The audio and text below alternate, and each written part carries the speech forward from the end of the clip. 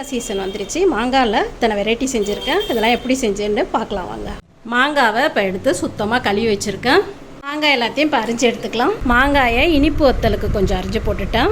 கொஞ்சம் மாங்காயை எடுத்து ஊறுகாய் செய்கிறதுக்கு அரிஞ்சு வச்சுருக்கேன். கொஞ்சம் மாங்காய் எடுத்து இனிப்பு பச்சடிக்கும் மாங்காய் பார் செய்கிறதுக்கும் அரிஞ்சு வச்சுருக்கேன். கொஞ்சமாக வெந்தயம் எடுத்து வறுத்து பொடி பண்ணிக்கலாம். வெந்தயம் செவந்துருச்சு, ரொம்ப செவந்தா கசக்கும்.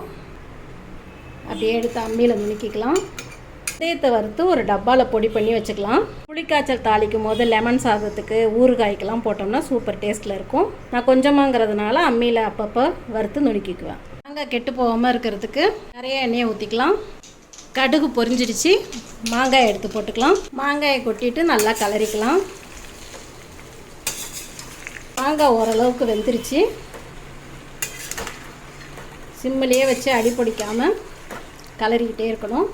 2 ஸ்பூன் அளவு தனி மிளகாத்தூள் போட்டிருக்கேன். கல் உப்பு 1 ஸ்பூன் அளவுக்கு கல் உப்பு சேர்த்துக்கலாம். 1/2 ஸ்பூன் அளவுக்கு மஞ்சத்தூள் சேர்த்துக்கலாம்.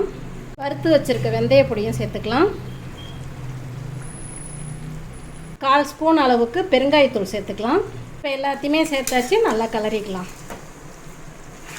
ஈரம் இல்லாமல் பார்த்துக்கிட்டா ரொம்ப நாள் வரைக்குமே நல்லாயிருக்கும். கூடுதல் டேஸ்ட்டுக்கு கொஞ்சமாக சர்க்கரை சேர்த்துக்கலாம். நான் நாட்டு சர்க்கரை சேர்த்துருக்கேன். எல்லாத்தையும் நல்லா சேர்த்து ஒன்று சேர கலரியாச்சு. சிம்மிலேயே வச்சு ஒரு 10 நிமிஷம் நல்லா கலரிக்கிட்டே இருக்கணும். எங்கள் அம்மாலாம் பார்த்திங்கன்னா வெயிலில் வெள்ளை துணியை கட்டி ஒரு மண் சட்டியில் வச்சு வெயிலில் வச்சு எடுப்பாங்க. கெட்டே போகாது. அப்போல்லாம் ஃப்ரிட்ஜ் எல்லாம் கிடையாதுல்ல.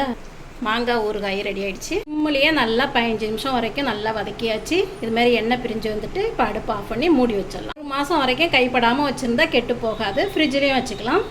வெயிலில் வச்சு எடுத்தாலும் கெட்டு போகாமல் இருக்கும். இதுமாரி ஸ்டோர் பண்ணி வச்சுட்டு எப்போ வேணுமோ எடுத்து சாப்பிட்டுக்கலாம்.